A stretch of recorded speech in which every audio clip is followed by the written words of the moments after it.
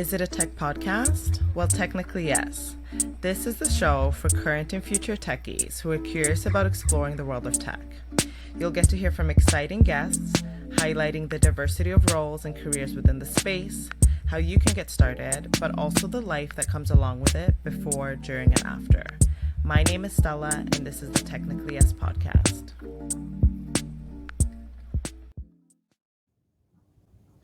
Hello, hello. Welcome back to the Technically Yes podcast. I'm your host, Stella, as always, and I'm very excited about today's conversation. Today, I have Kevin with me. Kevin is a software developer that recently moved to Canada. Can I say recent? I feel like it's been a while for you. I'll keep the recent. I'll keep the recent as long as I can keep it. Okay, sounds good. So recently moved to Canada from the UK. And Kevin, I'm super excited to have you here. Thanks so much for being with me. Thank you for having me and the invite. It's a pleasure, honestly. Of course, my pleasure. Seriously. So tell me a little bit, because I would love to know your journey and kind of how you got into the tech space. I know we have talked about it a little bit, but I don't think I fully know how you kind of got here. Maybe we should start with your journey to Canada. Sure. Yeah. Yeah. So by the time I came to Canada, I was kind of already in tech. I'd already had a few Okay. years and graduated in computer science by then. Okay, I think nice. I was working around 3 or 4 years afterwards, but it wasn't the greatest experience working. And at that point, I thought that, why not try and challenge myself in just other ways in life, Yeah. and come on an adventure. Initially, it was a 2 year visa, so it was supposed to just be like a little pit stop in Canada for a couple of years, and then go back to Okay. London. And Okay. in my second year, I was able to land a job as a data scientist. So then at that point, I'm thinking, okay, I don't want to leave now. Like things are kind of aligning pretty well. And it was Mm-hmm. COVID and such, but yeah, I extended, and now I'm a permanent resident, and things have just been going upwards since then. Nice. Congratulations. Thank So, you. did you come to Canada pre-COVID or was it during COVID you got here? It was pre-COVID. I moved Okay. here the July 2018, so it was Oh, okay. definitely pre-COVID and fresh new experience. It was actually pretty great. Nice. Nice. That's awesome. Yeah, so you got to see kind of what life was like over here before everything sort of Yeah. happened. So, I was probably a little bit premature in saying let's start with when you got to Canada because you mentioned that you went to school for computer science. Tell me a Hmm. little bit about that. What made you choose compsci? Uh, I say growing up, I was always into computers and tech. I didn't know that I wanted to be like a developer or anything. I just knew I wanted to Mm, work with computers. I was always like on the family computer. I was like the system admin, mom and of dad's the tech house. support. Yeah, I love that. literally. Change the icons. Something's not working, or someone needs to attach emails. I was the guy. And yeah, back then, I would just kind of explore online, spend time online, mess around on LimeWire, try different Hmm. applications and stuff. And I kind of just got used to it. I was always on the computer. And Yeah. then when it came to going to university, I was kind of floating the idea between media production or computer science. And thank God I didn't go down the media production route. But I thought that by learning like Photoshop and stuff like that, I would be like, oh yeah, media's kind of good. I can make a couple of leaflets, but Hmm. picked computer science, and it was a experience in itself doing that. And it was a long journey. It was like a crucible for me. It was the first time had ever done any sort of programming, and I just thinking, wow, this is difficult. This is definitely a Yeah. challenge. Yeah. Oh my gosh, I can imagine. So, obviously, it being so hard, what kind of kept you going? Because I find a Um, lot of people they start and then they're like, I'm going to switch majors. I'm going to do something else. What made yeah. you stick to it? I want to say I wanted to be good at it, but I just wasn't that good at it. And Mm. I also know that my Nigerian family aren't taking no for an answer. It's like you start it, you finish it. We're not switching. Okay. You There you gotta go. see it through. Because definitely in like my second year, I was having kind of some. doubts or challenges because the assignments I thought were very challenging, and I was like, oh my god, how am I supposed to do this in by next week Friday? And I was thinking maybe this isn't for me, but I stuck with it. It helped seeing a lot of other students also kind of panic, panic, and Yeah, be like, yeah. what are we gonna do? And we'd all just go to the library and figure out a solution that would get us by, So yeah, and even towards the end, it wasn't like the easiest thing, but I'm happy I stuck with it. Nice, nice. So that was what, a 4-year program? In England, degrees are 3 years, Three but years. it's the Okay, nice. equivalent, yeah. Yeah, Because yeah, I think same. here you have like electives and such. Okay. So I'm curious to know like about the demographic of people in your school or in your like sort of program. What did that look like? Like male to female ratio? Oh, Was it diverse? What did that look like? it definitely was. I, it was definitely male dominated, 100%. You could Mm-hmm. count Mm-hmm. the women on our course on like your fingers. It wasn't that many, Mm-hmm. and especially not after the first year, where majority of people say, you know what, I'm switching to a different degree. Yeah. Um, Diversity wise, there was some diversity, but I would say the majority were white male, and I wasn't the only black person on the course. There was a few of us. There was I do remember seeing there was definitely no black women. There was no black women on the Mm-hmm. course in this uni, and so when I see black women in tech, I'm just like, great. this Yeah. Okay, okay. That's cool. Yeah, good to know. So fast forwarding a little bit. So you're in mm, Canada, you're settled, it's pre-pandemic, life's good. What did that look like? And what was that journey in terms of like finding, because you came on a work visa, was it? Visitor's yeah, visa? working holiday visa. So Okay. it's not tied to an employer or anything. Mm-hmm. Mm-hmm. I feel like I was fortunate because I landed with no job in hand. I tried to apply beforehand from England and was just getting no responses or anything like that. And when I initially came, I stayed with some distant family relatives that were said that I can stay with them until I kind of get a job and get settled a bit, which was a huge help. But Mm-hmm. after a couple of months, I think it was like just over a month actually, I was able to land a job as a kind of like a front end type developer making banner ads on the internet Okay. at Nice. a company called Publicis, and they after that was like my first entry into tech in Canada. And I feel Mm-hmm. like it kind of not the job itself, but the fact that I'm here by myself, kind of made me think, okay, I can't afford to suck at this anymore. I kind of Mm-hmm. wanted to get better and push myself, and yeah, I've definitely grown a lot since then. Yeah. Oh my gosh, I can imagine.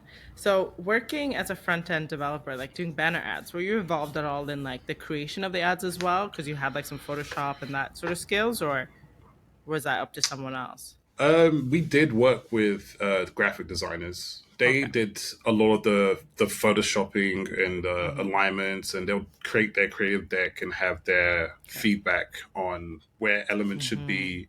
And Okay. once that was all finalized, they'll hand it over to us, who would open Photoshop and would kind of now strip out all of the layers and Okay. save these as individual image elements, and then we'll Mm-hmm. just basically animate these assets in and change frames. And Got it. uh, yeah, that was it. Mostly, it didn't really get a lot deeper than that, Yeah. but the workload was pretty intense, especially in the Yeah. advertising agency. Yeah. Everything just moving so quickly.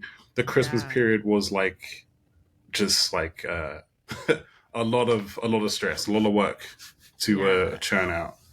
I can imagine. So, in terms of like upskilling yourself and making sure that you got better, what did that like? Were you taking time outside of work? Were you learning on the job? How were you kind of going about that? Um, yeah, I was once I kind of felt that okay, well, when I first got here, I would have to take kind of any position that offers me first.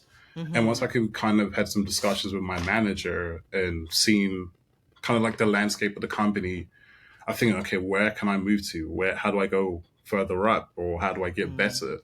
Because I kind of felt that the job I was currently doing there, I could have kind of done as a student at university. It wasn't super complicated stuff. Yeah. And I just felt like, okay, how do I move forward?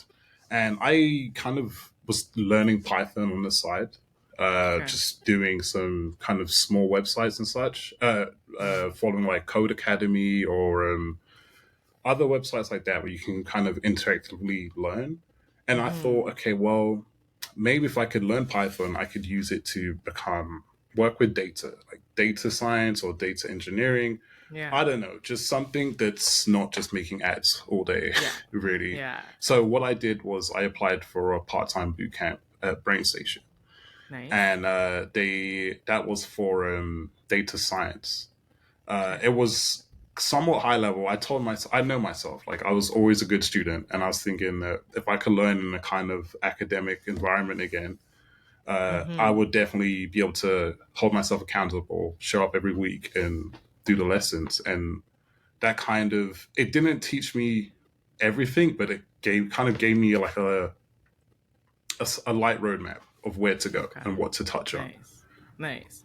And was that like a 90-day boot camp with them? No, it was just they did do a 90-day boot camp, but I couldn't afford it, and I couldn't also afford to take the time off work Yeah. to do it. So they had a part time one, which was like Wednesday evenings for 2 to 3 hours, I think, Okay. for 10 weeks, and Okay. it was yeah. I didn't skip a lesson. I went Nice. even some days where I felt like yeah, I'll be good today. I've seen this content online. I'll be able to. I said, just hold yourself accountable and go, and was able to. From that was I actually got a job at a startup in Yorkville through before I even really completed that course. It was kind of crazy how that worked out. And someone on the team actually helped do the team of the company I joined. He helped actually build out the curriculum at BrainStation, Okay. which was very crazy. Oh, no way. Nice. Nice. That's awesome. That's so cool. So you were at the agency for how long? About a year and a half. Okay. And then mid, you're taking your brain station course. Are you Hmm. applying to this new job, or how did you find this job? Yeah, there's a website called Hacker News. I don't know if you've heard of it. It's they have I. It was literally a shot in the dark. But I saw there was one in Toronto, and this is definitely before remote working. So you're going to be in the office every day. Yeah. I wasn't even thinking of remote roles at the time. I don't think anybody was. So I sent in my application and kind of added a context that I'm still finishing up this course, but like I do have a degree and I have a technical background. And he called me back randomly on my lunch break. He was like, "Okay," he grilled me. He grilled me on this phone call. I was definitely not expecting that. And then he was like, "Okay, well, we're going to send you like some sort of assignment." Nice. And they sent me like 3 questions I could choose to answer however I wanted. And I kind of just wrote this small essay about Toronto housing prices at the time, which is crazy because they've gone up even more since then.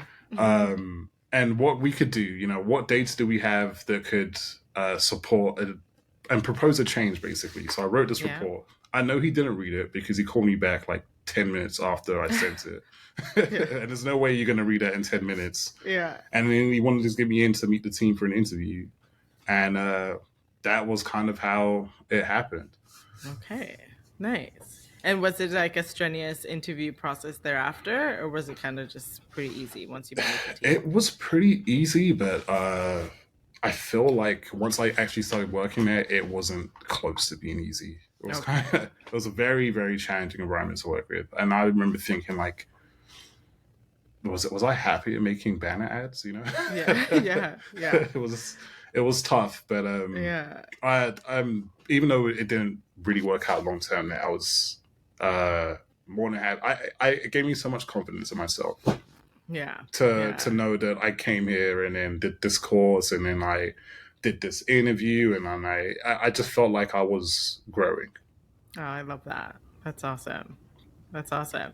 So what happened after that? Where'd you So go? I was at that company for about 6 or so months, and then at the start of the pandemic in 2020, they let our team go, which Mm-hmm. was gut wrenching for me because at the time, like I said, I was so proud of myself. I took it, I took it so personal. Mm-hmm. I took it so personally. I was thinking I wasn't good enough. My skills weren't there. Yeah. And I was I was pretty down about that, even though I wasn't the only person. Mm-hmm. And then at that point, it was March to like July 2020.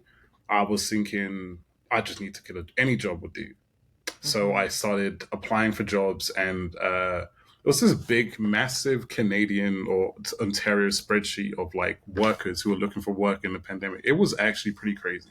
Yeah. And I'll put my name on there, my LinkedIn, and my phone number. And sometimes you just get a phone call, and someone was like, "Hey, well, we've seen you on this giant database. What do you do? Are you Mm-hmm. looking for work?" I was able to go down a few interviews that way, and Okay. some of them were definitely challenging. One of them asked me if I was willing to move to Vancouver, and I was like, "Yeah, sure. Why not? I'm Yeah. I need a job." Yeah. But that one didn't work out. Eventually, I interviewed with a startup called Project Board, and Mm-hmm. I interviewed well with them, and I got the job, accepted the offer, and I was there for the next 2 years. Nice. Nice. That's awesome. And what were you doing for them? I was doing full stack development, Okay. so front Nice. end work, back end work. Yeah. Front end was uh, they were using like Vue.js, and back end they Mm-hmm. were using Go, which I wish was Python. But it wasn't. But at the time, Mm-hmm. beggars can't be choosers. Yeah. And even there as well, I feel like that was the first job where it's coming late, but it's the first job where I felt like I had a dedicated mentor. Because like Mm-hmm. you got to report to this person, and they're gonna. You have any questions, technical or not, ask this person. Mm-hmm. Whereas a lot of my managers before were good managers, very good people, but they just weren't technical. Okay. Okay. Yeah. And that always makes it so hard. So Yeah, I've hard, had that yeah. experience before, and yeah, it makes it really difficult. I'm pretty lucky now, but still, I can completely understand. Okay, so 2 years at that company, going Hmm. from front end to data to now full stack. Do you have any preference? Is there anywhere where you're like, this is my jam more than I one other? I would have at the time I would have liked to stay in data. Okay. But obviously, I had tried a lot of different things. Coming out Yeah. of university, I never really knew what the options were for me with my Mm-hmm. degree. Mm-hmm. I just thought you have to code because that's what your degree says you do. Yep. I didn't know you could be a product manager or a product owner or Yeah. anything like this. Yeah. I was just very ignorant and didn't really Mm-hmm. have anyone who I known in the industry who said, "Have you thought about this? Have you thought about that?" Yeah. So I feel like in my career since I've graduated, I've just tried a lot of different things and seen Mm-hmm. what kind of sticks and what I feel like if I wasn't doing this, what would I do? Yeah. And I did feel data was what I really wanted to do. So I did leave engineering.com to go to where I am now. And Mm-hmm. I'm working as a data analytics engineer now. So Nice. Nice. That's found my way awesome. back to data, which is good. Mm-hmm. Yeah, that's awesome. Good for you. And I feel Thank like you. that's exactly it, right? Like I tell a lot of people, and I was literally in the same boat as well, right? When I looked at tech, I was so narrow-minded, and I was like, I have to learn how to code. I need, first of all, I need to learn every programming language out there, which is like not Yeah. realistic at all. And then I was like, yeah, I need to know how to code because this is the only way to work in this industry. This is the only way people do it. And God, was I wrong, right? Well, one, Hmm. I wasn't even passionate about coding. So I was forcing myself into, and I was like pigeonholing myself into this career that I was like, okay, I'm making ends meet, like I'm getting paid, but I'm not happy day to day, right? I found Yes. for me, it was a lot of like the troubleshooting that I hated. Like the creative aspect was fun, but then it's like you're just problem solving all day. And yeah, so it's really, I always tell people, try your way through and like try different things. I think that's the most Hmm. important thing.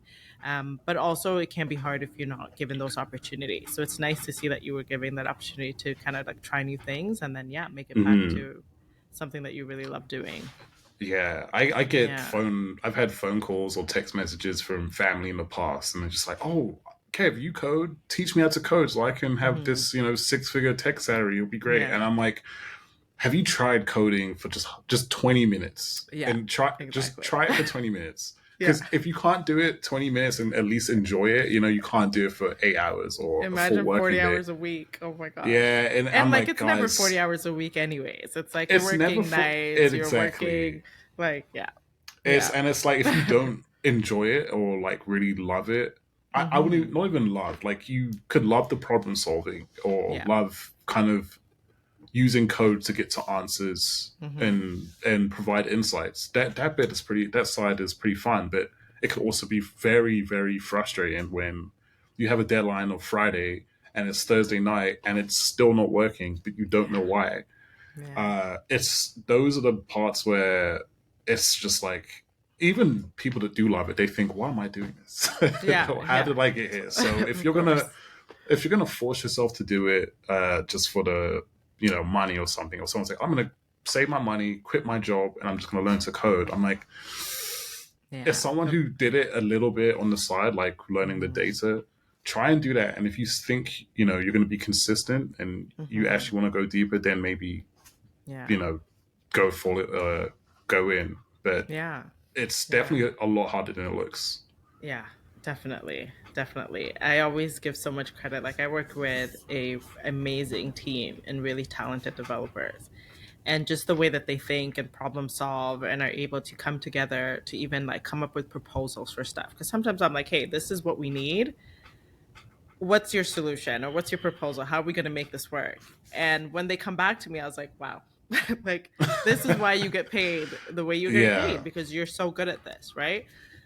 So yeah, I totally agree with you. I think it's just like give yourself a bit of time, tinker around, try it. If you like it, cool. If you don't, at least you didn't waste like thousands of Hmm. dollars on a boot camp or something crazy, right? Exactly. So yeah, I Exactly. completely And agree with you. especially even being on a computer science course, loads of Hmm. people have taken different paths to get here, and after Yeah, 1 year, they're just like, yeah, no, I'm picking yeah, something else. yeah. So That's it. you just don't. Some people they fall in love with it like Hmm. instantly. I just Hmm. knew I loved computers. I never Yeah, really programmed. I mean, they teach kids in high school now programming, but they weren't yeah. really doing that back then. Hmm. It was just maybe HTML and websites. Yeah, Uh, so yeah, it's you either kind of love it or you hate it, or yeah. you do what I did Exactly. and kind of force your way through until you started to get better and Yeah, more competent. And it's like, yeah. actually, like it's starting to click. And I do remember Hmm. that moment it started to click. It was very Hmm. fulfilling. Nice, nice. I love that. So I'm curious, with your journey and everything that you've been through, what would you say are some of the biggest challenges you've encountered along the way? Hmm. It, at first, a lot of there's a couple of things that come to mind. Technical interviews are definitely one, but that also kind of leads into my second point, which is just self doubt. Because Mm, I feel like the best thing that happened to me at engineering.com was being able to pair program with mm, developers that were smarter than me. Um, Beforehand, it was just like I said, non-technical managers. So they're like, okay, here's your task, go and do it. And when you're stuck, you're just like, oh, I don't know what to do. But yeah, when you can pair program, you can see that, okay, well, this developer who's a senior, he doesn't know everything. He has to open a new tab and Google it and troubleshoot the same way I was troubleshooting. That I mm-hmm, would think to myself that, oh my God, you're debugging. If you were smarter or if you knew it, you would have just done it straight away, or you wouldn't have even coded the bug. It was just like eye opening. It's like, oh, I do belong. I do actually yeah, belong. And yeah, yeah, so, but that's one thing. Self doubt was there for a while because it just felt mm-hmm, like I was an imposter. I felt like definitely had some imposter syndrome, especially when you're tanking interviews. But they're meant to be yeah, hard. They're meant yeah, to be yeah, challenging, but it's a skill, and you can work at it mm-hmm, and get better. Which is mm-hmm, I was able to do. And if I can do it, truly, if I can do it, anybody can do it. yeah, yeah. I love that. I love that. And I completely agree with you. I think Imposter syndrome is real, and I think it's a topic I touch probably every episode on this podcast. And yeah, it's one of those things where I think working alongside people, you really do notice like, okay, we all kind of have our struggles, we all have our ways to navigate through things, and it's like you said, like you don't have to know it all. And I feel like Hmm. a lot of times and I notice it now. I mean, I'm part of some amazing Facebook groups with some really talented people, and especially women. I find they don't necessarily apply to a job or a role or ask for a raise until they know everything. And it's Yeah. like, you don't have to know everything in order to get there, right? It's like a Hmm. lot of things can be learned along the way. And the best of the best are still like, hey, give me 5 minutes. Let me look this up. Let me look at the documentation. Let me Google this. Let me ask someone else. Because the reality is, I mean, there's just so much to learn in the space. So you can't anticipate Hmm. learning it all. So it's like, I completely agree with you. It's just like kind of not, yeah, throw that self doubt out the window, really and truly. It's like, Yeah. have the confidence in yourself, in your skills, in your ability, and know that like most things you can learn along the way. And if you don't Hmm. get it, you don't get it. You move on to the Yeah. next, right? Yeah, Yeah. it's not going to be an easy Exactly. journey. There's so much that you don't know, but you don't even Yeah, know how much you don't know. But yeah, even the senior that you can see, there's tons they may not know. yeah. Uh, and there's so many fields and areas you can go into now that it's impossible to know everything. But yeah, no, I completely agree. I completely agree. So, in regards to the flip side of that, Hmm. what have been some of the like amazing moments, or what are some of the perks that you find like that this industry has to offer? Um, Amazing moments or perks. There's been some like the perk I have now is my company is fully remote, which is crazy to think that I've somehow gotten a job that's fully remote. There is some. It's not like all pros and no cons to a fully remote job. You do. So, I mean, maybe some people don't, but you do kind of miss that social aspect sometimes, even if it was like once a week. Yeah. And it's definitely easier to build bonds with coworkers and teammates being in the office. But remote working, it's been great. I still need to try and take the biggest advantage of it I can, and just work in loads of different towns and cities and countries, which is one thing. I do have like some support from my company for like a professional development allowance, which is good because you could Nice. use it for kind of whatever you wanted to use, as long as you can justify it to be a net positive for the business at the end. Like Yeah. I want to go to like last year they let me go to the collision conference. They would have I did have a ticket, but they would have funded it if I didn't, so I could attend. Or there's any courses or certifications you want to pursue, as long as it's within the budget, they allow you to invest in yourself, which is good because it's almost like a necessity. You're gonna have to do it either way, and it's better for to spend it on the company's money than your own if you're That's gonna it. do it. So that's good, but then you have to kind of think, what do I spend this on? Yeah. It could be textbooks or anything like that, but I think that's good to just think that you don't have to use your own personal money to upskill yourself to also help the business at the same time. Yeah. Yeah. No, that's awesome. And yeah, I find like in this space, it really just depends on what your priorities are, and sort of what you want to do. But yeah, I mean, there definitely are Hmm. tons of perks. And I find, yeah, personal development is a big one for me, anyways, because I find wherever you go, you should try to leave better, right? Yeah. Whether it's in a year or 5 years, 10 years, doesn't matter, but ensure that you are taking advantage of all the sort of perks that the company has to offer. Because, yeah, I mean, why not, right? Take Hmm. advantage. Don't spend your own money if you don't have to. Most of these tech companies have a ton of money to spend. They do. They So do. take advantage. Yeah, use it to your benefit for sure. So nice. I love that. I'm trying to think of an amazing moment, but Mm-hmm. this I feel like there's nothing that tops the feeling of when you get a job offer, especially after they make you Mm-hmm. jump through 3, 4, 5 round interviews. Yeah. it's crazy. But on the flip side of that, it hurts even more when you don't get it if you have to Yeah, jump through all of those hoops. exactly. But yeah. Exactly. Yeah, fair enough. So, in terms of like people that are looking to get into the tech space, what would your advice be to them? Let's say someone's looking into becoming a software Mhm. developer. What sort of path do you think they should take? I would say depends. Don't do what I did, where you think I have to be a developer or bust. I have to make Mm-hmm. apps or bust. Development is one side. Try and see the roles of it in the space, and kind of figure out where your skills lie and what you would also you would enjoy the most. Because if it could be the best benefits package and compensation, but if you hate it, then you're not going to do it Mm-hmm. as well as you could Yeah. or as long as you could. You're not going to really build like a 20, 30 year career. Mm-hmm. But once you picked what you want to get into, whether it be software development or product management or something like that, uh, it also depends on your stage in life. But there's now it's like boot camps that can get you in, or a traditional computer science route would get you in. I Mm-hmm. think of what I learned on my computer science degree, and I felt like it was very good. I recommend. It's hard to recommend bootcamp route. Not saying that they're bad, because they definitely helped me in my career for sure. Or else I wouldn't even been able to get into data.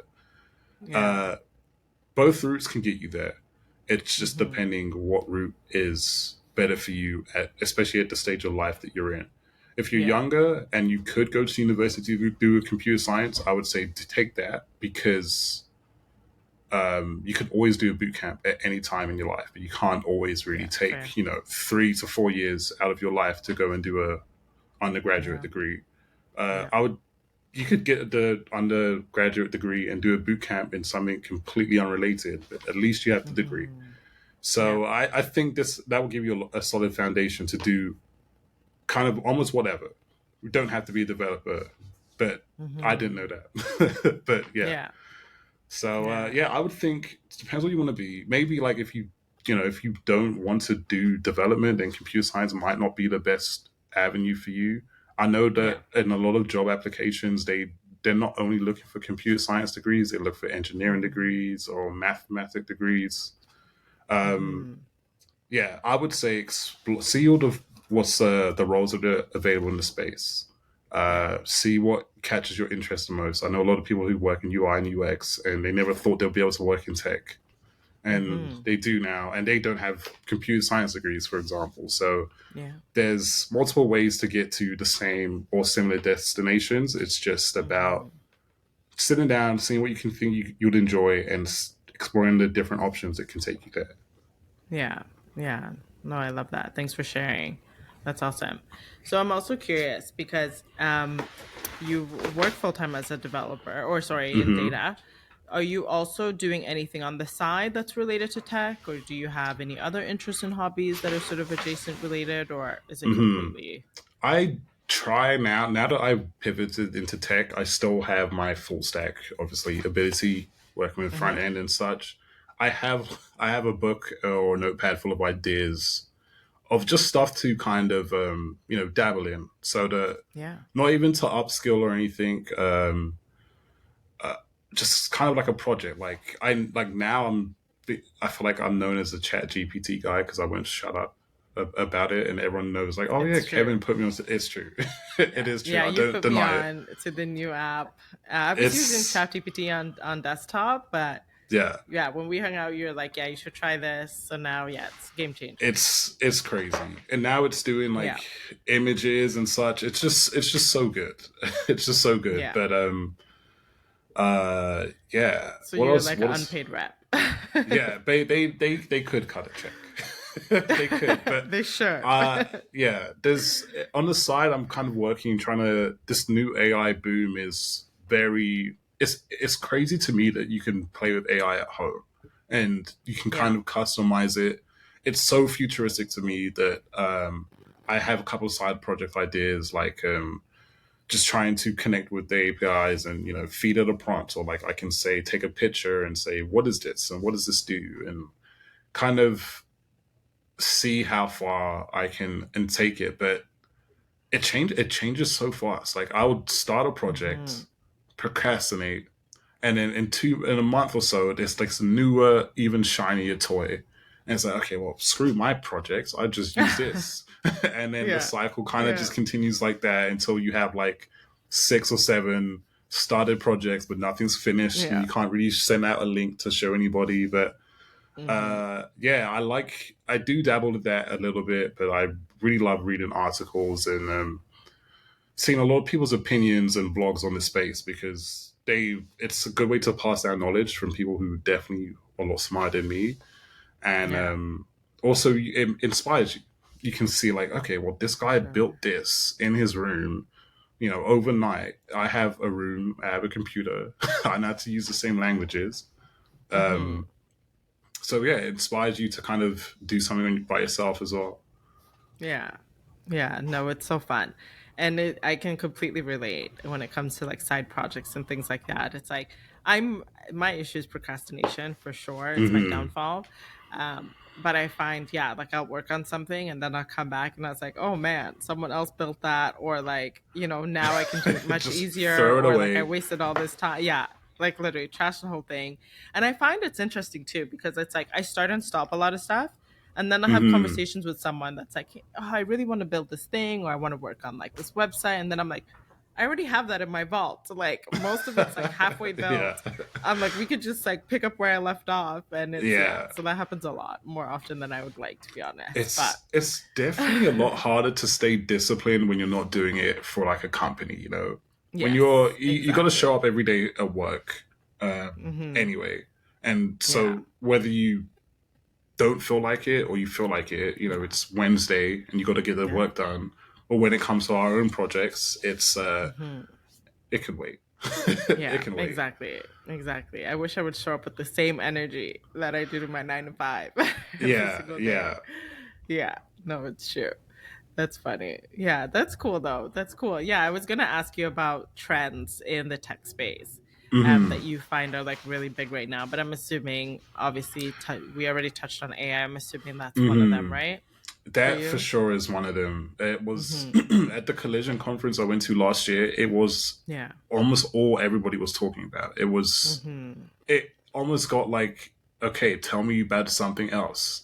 And it's like, Yeah. okay, well, you Yeah. don't want to hear about AI, we'll tell you about crypto. It's like, okay, we know, we know Yeah. about Yeah. Yeah. crypto, Yeah. but that Yeah. is those from when I attended and spoke with some other guests, they kind of said every year it's a new thing. Like the year before was Mm-hmm. a crypto conference. Current Yeah. year was the AI conference. Uh, I feel like now, especially with AI and Apple and Google, the next one is definitely going to be, like with the Vision Pro glasses, the Mm-hmm. augmented reality. I think that Mm-hmm. is, once Apple does something, everybody's paying attention now. It's not Yeah. like a little Yeah. niche thing.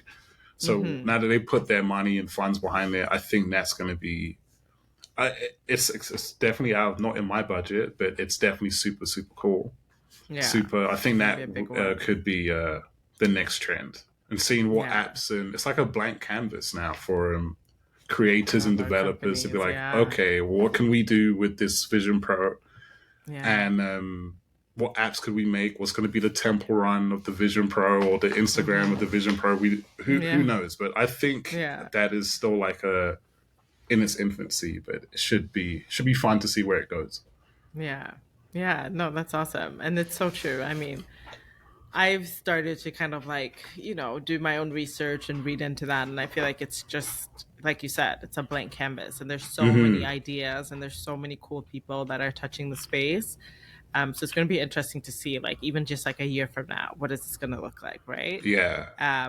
And yeah, Have you? it's going to be fun to see also who monetizes, right? And how Yeah, big it and how gets. you can monetize it. Yeah. Have Exactly. you Yeah. seen any of those clips of AR where it's like a person's wearing a headset or the eye set, and Hmm. he's playing piano. He was trying to learn piano, and you Yep. can see like Guitar Hero Yep. kind of keys on which keys he needs to play next. I Yep. think that is Yep. I've seen amazing. so many, yeah, whether they're like driving a car. I even saw some like a video out of San Francisco where someone was Yeah. in a self-driving car and they were using like I saw that. the headset doing something. Like it's just yeah, there's just so much happening. Um, and yeah, it's going to be interesting. Yeah, it's like you said, price wise, we'll see for myself. Yeah. But once again, things move so quickly, right? So these Hmm. things will become more and more accessible, like before we know it, just because, like, yeah, just the way tech moves and things just, yeah, change and evolve and develop so fast. So it's only a matter of time before that's like the new norm, right? Like cell Yeah. phones weren't a thing at one point, and now we all have a smartphone in our pocket. So it's gonna be Exactly. interesting to see what that looks like. I tell myself with new technology, don't. I'm never going to be the early adopter. I'll let Hmm. them refine the bugs Yeah, and yeah, whatever, and then I'll be on the second phase. I'll jump on yeah, afterwards. But yeah. Fair yeah. enough. Yeah, let them figure it out. That's it. So in the future, in the next, like, let's say 5 years, where do Mhm. you see yourself? Initially, I had my holy grail, as a lot of software engineers do, was of joining a FANG company. Facebook, Amazon, any of the big tech Mm-hmm. companies.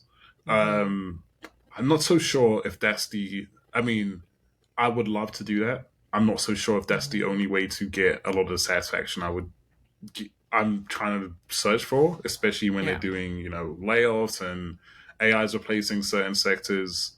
But I definitely want to see myself in the next 5 years just kind of get that uh, senior title again. Or I don't want to say Mm-hmm. again. I want to pursue that in the field of data. Maybe it Nice. changes because, like we say, the space changes so much. But as of today, I feel like a lot of my experiences have kind of built me up. At engineering.com, I had a couple of like co-ops report to me, and it just felt like a pleasure to help them.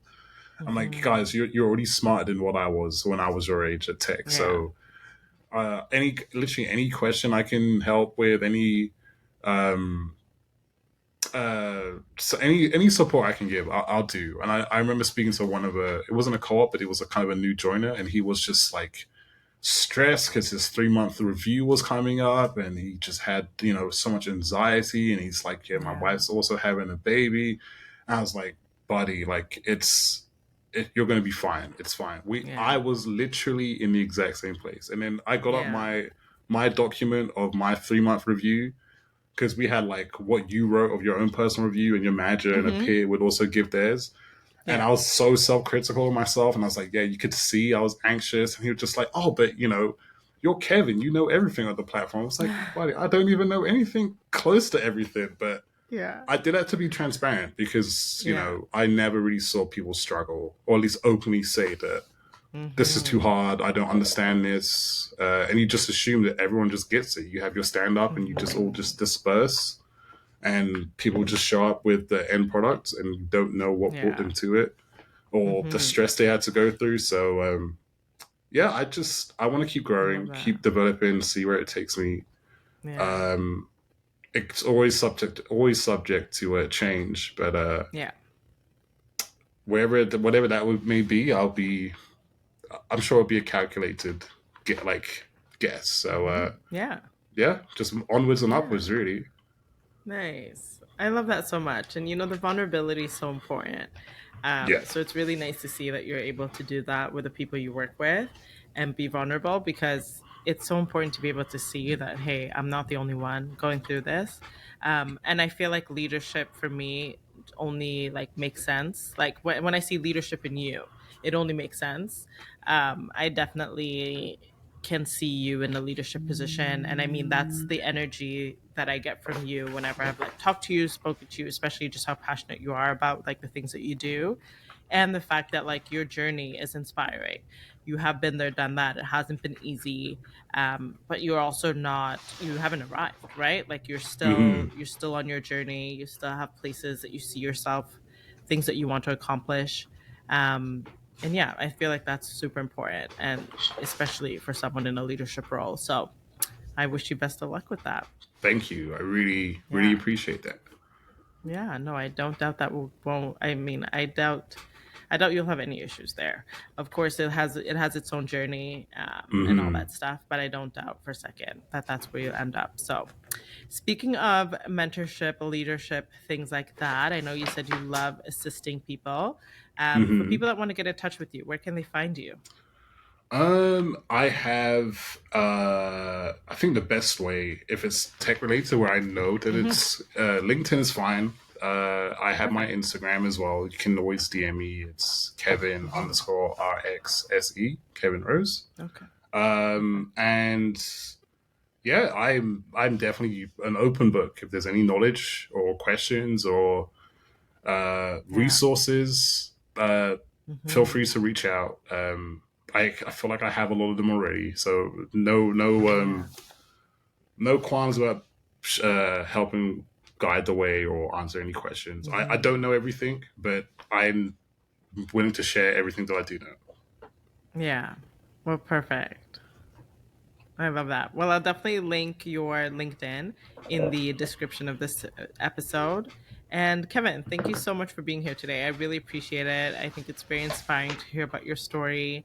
And I'm curious to see where you end up. One last question, actually. Do you think you'll end up being in Canada, or do you see yourself somewhere else? Uh, if I'm going to stay in the tech space and it's not Canada, it's hard to Hmm. see past the states because Okay. they the kingpins of the tech space, really, Yeah. especially when it comes to growth and compensation, amongst other Yeah. things. I think for now, Canada makes sense for me.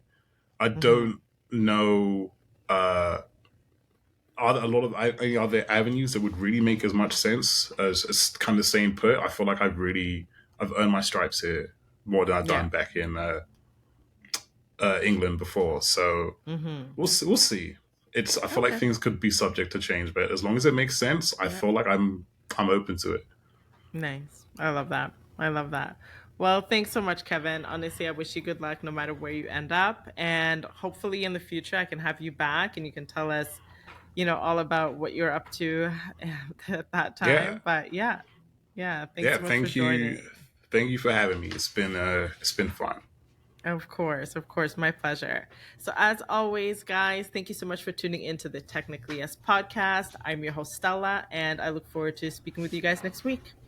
Bye.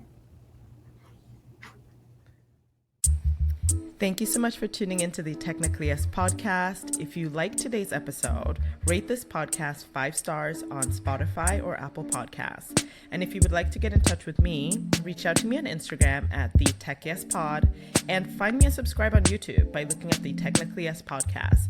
Thanks again and chat to you guys next week.